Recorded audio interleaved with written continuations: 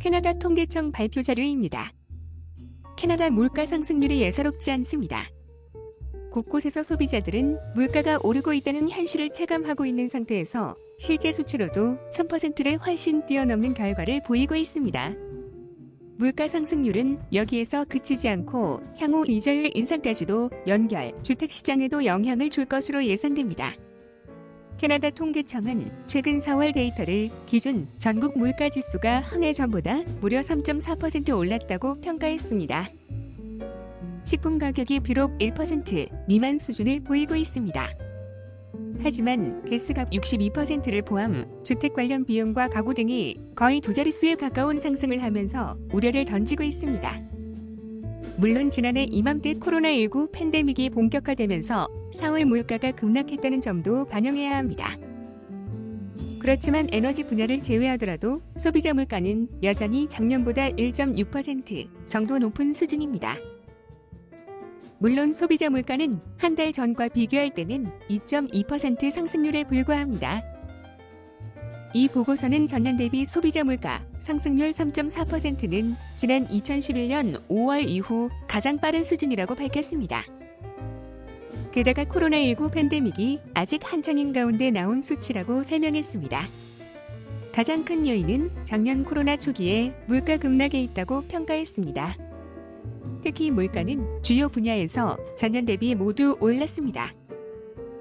교통 분야 가격은 9.4%나 상승했고 이는 가스값 상승이 큰 몫을 차지한 것입니다.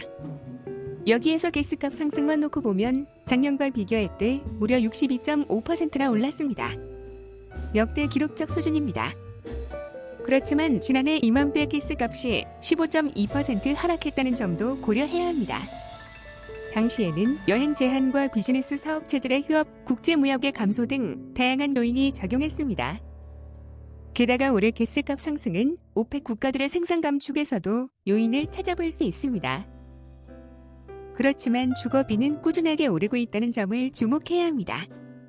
주거비는 작년 대비 3.2% 올랐습니다. 한 달 전에는 전년 대비 상승률이 2.4%였습니다.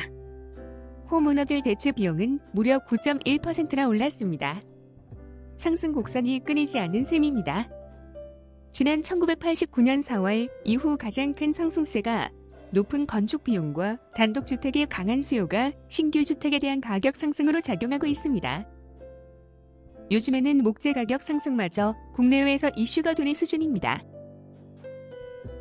로컬 시장에서는 각종 건설 현장에서 목재 도난 사고까지 발생하고 있습니다.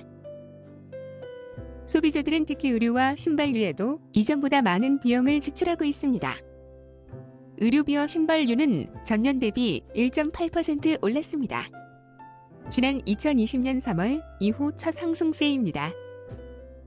반면 식품 가격은 4월 0.9% 상승률로 3월의 1.8%보다도 낮은 증가세를 보였습니다.